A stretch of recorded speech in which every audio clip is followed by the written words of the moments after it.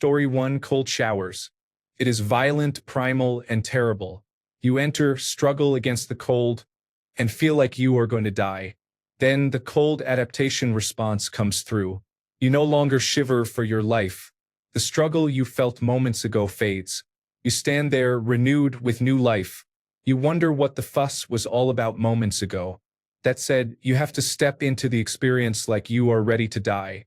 You have to be willing to endure it. Story 2: Music, movies, socializing with close friends and family, caring for my pets, therapy, going for walks, but most importantly, medication. Story 3: Keeping myself productive by reminding myself that even if I just do 1% today, eventually I will reach 100%. Story 4: Crying usually helps, as does writing down my feelings. Listening to music that mirrors what I am feeling helps as well. Story 5: If I realize it myself and convince myself I am not just being tired and lazy, I go outside or do a creative activity that does not actually matter. If it is not rainy or freezing, I sit outside with my dog. Sometimes I just lie down on the ground outside. Then I force myself to put my dog's harness on, drive to the park, and go for a walk. If it is rainy or snowing, I stay in and do something creative. I draw or mess around on my sister's keyboard. I do something that does not involve a lot of thinking. Sometimes I chaos cook and create an oddball disaster of food that my dog ends up stealing. Those are how I force myself out of it. Story 6: Meditation, cross-stitching, photography, drawing, working out, bowling, going to concerts, going to the theater, getting a massage, going to the hot springs, hiking, biking, crochet, journaling, listening to music at a local venue. Story 7: Taking my medication every day at the same time. In all seriousness, listening to some good upbeat music or watching a show that I enjoy.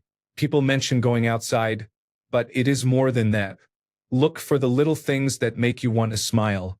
I like spider webs, the way the leaves look in front of the sun, and moss patches. Let little things be worth it. Story 8: Water, sunshine, and movement. It may seem boring, but it is true. Having something to look forward to always helps me, even if it is something as simple as Friday being pizza night or treating yourself to Starbucks. Little things add up to medium things, and eventually the medium things can become bigger. Tipping the scales from mostly negative experiences to mostly positive ones is the key. Story 9: Appropriate medication and putting on my big girl pants. Depression is one of those illnesses that is best treated by a combination of medications and telling it to go away. I know now when I am getting depressed and have cued the mental no chorus. Then I bulldoze through it because that is the only option I have. Story 10: I suffered emotional numbness and forgot how to experience emotions. Having a warm bath for an hour or two would reboot my emotional spectrum because sensations and emotions are similar. The warm bath felt like experiencing love, safety, and contentment. Once I remembered how those emotions felt, the others would start again. This allowed me to hide my emotional numbness for 2 years until we found the cause. Story 11: Make a list with very specific and attainable goals. Avoid vague tasks like clean the kitchen. Instead, break it down into smaller steps, such as cleaning out the fridge and putting away clean dishes. Check items off as you complete them. At the end of the day, add any additional completed tasks, even small ones, to your done pile. This helps prevent feeling unproductive or overwhelmed by a large amount of work. Walking helps as well. If you do one thing each day, focus on hygiene. Take a shower, brush your teeth, and shave your beard or follow your usual routine. Then change out of your pajamas. This makes a big difference. Story 12: The one activity that actually helped me was going to my doctor, telling him I was struggling, and finding an antidepressant that worked for me. Story 13: Yoga, going outside, I like to garden, and listening to a really good audiobook while doing something productive around the house. Story 14: Making and listening to music, drinking a lot of alcohol, smoking cigarettes, and watching walls, that's the best. The second day, alcohol makes me very exhausted, and there is another reason for drinking more alcohol and smoking more cigarettes. Finally, I will get sick of that process and return to normal. This is my depression and mental illness routine. Story 15: I drink. Besides that, I take antidepressants and bought myself a bicycle in the hope that it will help me revive my desire to live. Story 16. Depression, anxiety, post-traumatic stress disorder, and obsessive-compulsive disorder are present. Doing something creative is very helpful for me. I like to crochet, and I enjoy building and designing houses in The Sims 3. Story 17. I treat myself like a child. If I notice it, I start speaking to myself as if I am a child who is sick and I am caring for them. I follow what works for me. We are going to do one thing at a time. We are going to take a hot shower. We are going to go outside briefly. And we are going to pick one thing that feels really comforting to our body, such as a heat pack, a cup of tea, a fancy beverage, or an indulgent chocolate snack. I also find that accepting my depressive or anxious phase as a visitor, not explicitly trying to fight or resist it, but moving through it with nurturing, gentle love, helps a lot.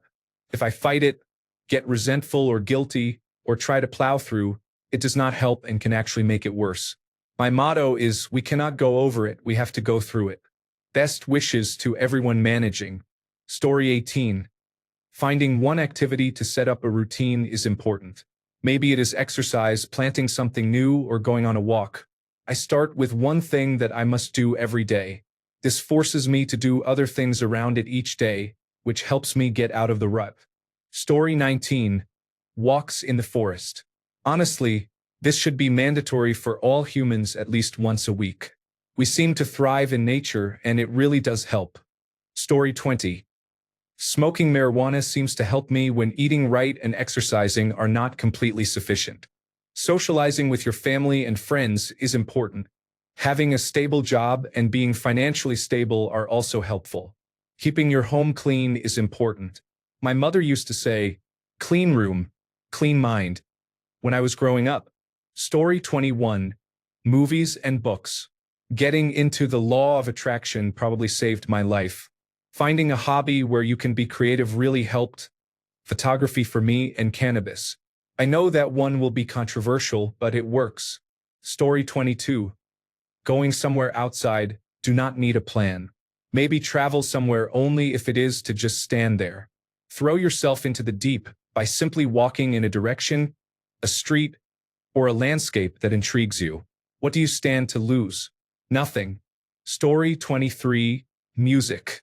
I have a playlist called Audio Prozac with a bunch of songs that put me in a good mood. Crank that one up on a good set of headphones. Blues gone. Story 24. Plants. My animals include goats, chickens, and dogs. Getting a massage helps so much. For me, it is all about being in nature. Good luck to you. Story 25. It's not something I can do regularly, but I love going on family holidays. It's always a welcome break from reality. Story 26. I'm not quite there yet, but the main thing is to take care of myself. Making sure I get the nutrition I need with an extra focus on the supplements that will benefit depression, take a shower, and go for a walk. I'm quite bad at procrastination, so just doing a little bit of a task is important for me. This way, I can avoid guilt building up. Story 27. Playing your favorite songs through earphones, ideally loud enough to drown everything out. Safely, of course. Story 28. Take a nap or a shower. Sometimes just walk outside and soak up some sun if you have been inside or in the dark for an extended period of time. Story 29. Medication and therapy. I realized it was my responsibility because I caused 99% of the issues. Luckily, I was in a position to take a stress leave from work. I used that time to find a different job. I left a job of 20 years because I just could not do it anymore. I truly cannot believe the difference. Story 30. A hot shower, lotion on my skin, comfortable clothes, a soft blanket, a lit candle or perfume for aromatherapy, and YouTube, Reddit, or my favorite music, though those can bring me back down depending on what I watch or listen to.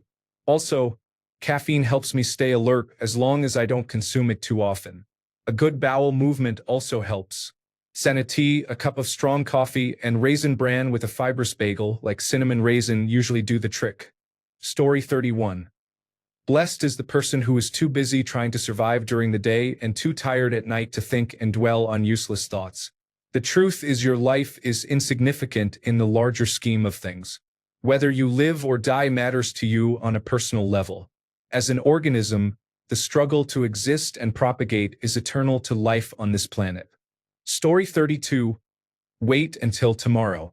For me, some days are just worse than others.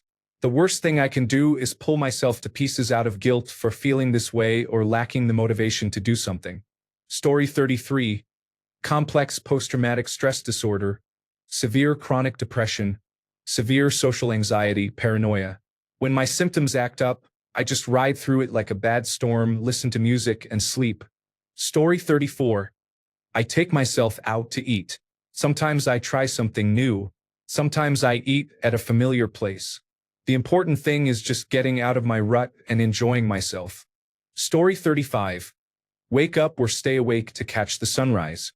For some reason, seeing the sun in an entirely new position makes me appreciate it much more. Story 36. Reach out to my people, including my online group chat and partners, and see what is going on in their lives. This is a good distraction that often leads to sharing memes or music.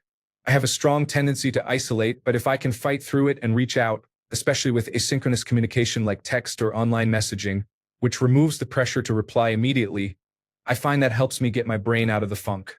I have complex post-traumatic stress disorder, anxiety, probable depression, and I am autistic and chronically ill. So, there are many reasons for my brain to be in a funk. Story 37. Not really an activity, but a hair mineral analysis goes a long way. It provides a much deeper and fuller understanding of what is going on inside you.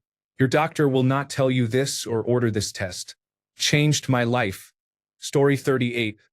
Daily gym exercise, 10,000 steps, and physical work. Sometimes that does not help, and even when I am as tired as possible, I still overthink. Nothing beats a good conversation. Story 39. I go for hikes or go camping alone. There's really nothing like being alone in nature. It's healing. Sometimes I get so deep in the hole I just say, forget this. Pack my things and leave. I effectively disappear for days on end. I tell nobody. I just go. It's empowering. Though it sometimes worries loved ones, they're used to it now, I think. I also like to go to my favorite restaurant before going to see a movie. If there's anything of interest to me, then head home to listen to music and play games. Really, though, just listening to music, watching movies or shows, and playing games helps. I want to start making music again just to have that creative outlet I used to enjoy. That really helped me through my worst period. Story 40. Get your iron levels checked and take iron supplements if needed, especially for women. However, note that taking more than 100% of the recommended iron supplements can be dangerous if not necessary. Story 41. Find some water to walk near or sit and stare at a beach, a lake, a river, or a creek. I don't know why, but it is soothing. I also keep a depression box on hand that I can pull out. It has things that have helped in the past, like quotes, articles I have printed out or received from therapists, and non-depressing photos to give me the will to live.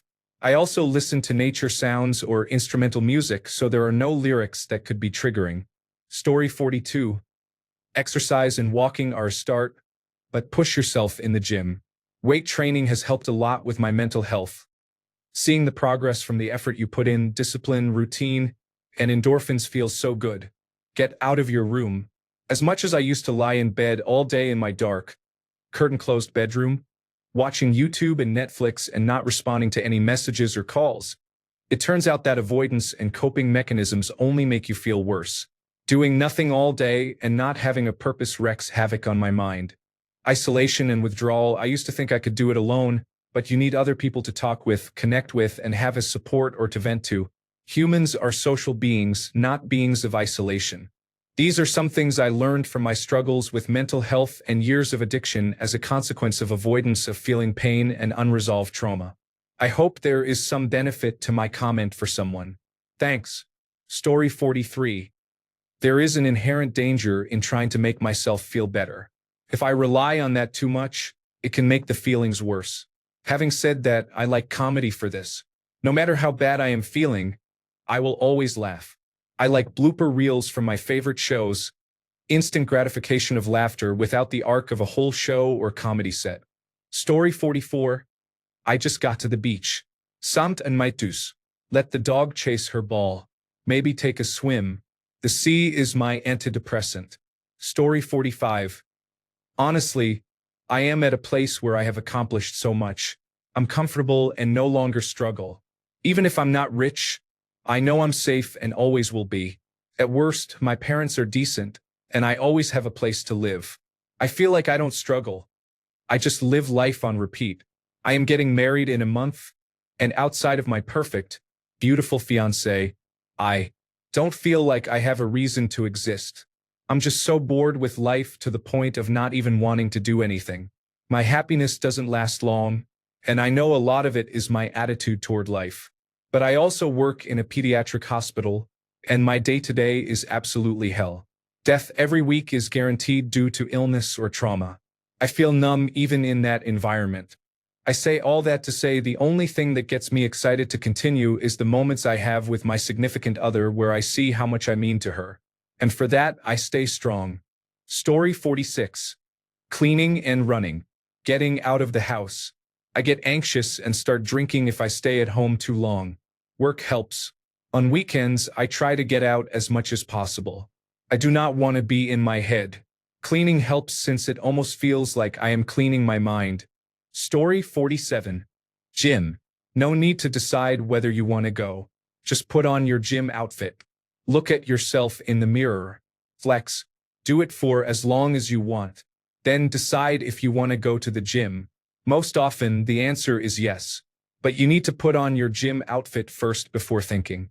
If that is too much, just tell yourself that you will try out the gym clothes. Then you will come back to bed. Then take some time in front of the mirror. Story 48. Do something new that allows you to improve. It helps remove harmful self-talk from your mind and gives you an opportunity to practice kinder self-talk and manage the voices in your head. Bill Burr uses this method to manage his depression.